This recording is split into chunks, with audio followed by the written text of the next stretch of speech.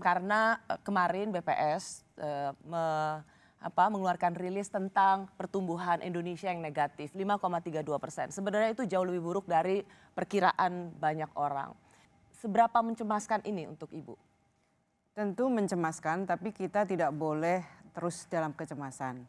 Karena kalau dilihat dibandingkan dengan negara Eropa misalnya atau Amerika, kita jauh lebih baik. Yang harus kita lakukan adalah antisipasi agar kuartal ketiga pertumbuhan kita bisa tumbuh. Dan itu yang sekarang dilakukan oleh pemerintah. Jadi membangun optimisme itu penting, Mbak Rosi. Kita akan kerja keras agar kuartal ketiga kita bisa perbaiki. Pak Menteri, kan kemarin sebenarnya banyak sih perkiraan bahwa pertumbuhan kita akan kontraksi minus begitu. Tetapi kemarin ketika BPS mengumumkan kuartal kedua minus 5,32%, itu sebenarnya agak lebih dalam dari perkiraan banyak orang termasuk dari Kementerian Keuangan. Dengan skema bantuan sosial dari seluruh pemulihan ekonomi nasional yang dianggarkan di Kementerian Bapak, apakah menurut Bapak cukup memadai? Kalau kita lihat sebenarnya Bu Rosi kan itu yang kemarin dikeluarkan BPS itu kan yang kuartal kedua ya. Q2 ya, berarti bulan April, Mei, Juni. Sampai Juni ya. Dan memang sudah kita antisipasi sebenarnya bahwa kontraksi akan jauh lebih dalam dibanding kuartal pertama yang masih positif ya. Tentunya pada saat Q2 itu, kuartal kedua itu, sebagian dari program-program jaring pengaman sosial khusus untuk COVID ini sudah berjalan. Sebagian besar memang ada di Kementerian Sosial.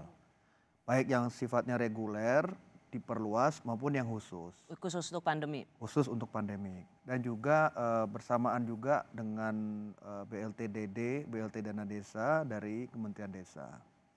Dan ada beberapa skema yang sifatnya insentif ya, seperti diskon listrik yang dikelola oleh Kementerian Energi Sumber Daya Mineral.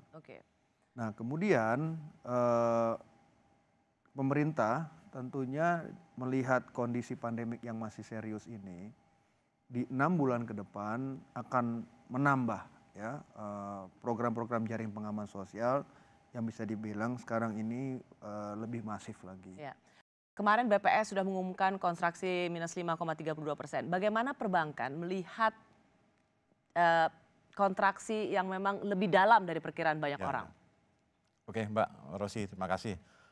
Pertama ya kita ketahui bahwa sejak Maret, kemudian April, Mei, kita ketahui bahwa banyak ya daerah-daerah yang PSBB. Nah itulah yang menyebabkan penurunan secara ekonomi dan pada akhirnya yang tadinya pada Q1 itu ada pertumbuhan 2,97 ya. Di Q2 akhirnya turun menjadi 5,32%. Nah inilah yang menyebabkan. Dan kalau melihat kondisi itu sekarang sudah mulai ada aktivitas ya. Meski terbatas ya? Meski terbatas loh. Mallnya sudah mulai buka walaupun terbatas ya. Kemudian aktivitas pasar-pasar juga sudah mulai terbatas. Kemudian juga secara ekonomi pasar dan kegiatan-kegiatan ekonomi sudah mulai, aktivitasnya sudah mulai normal kembali lah. Artinya apa?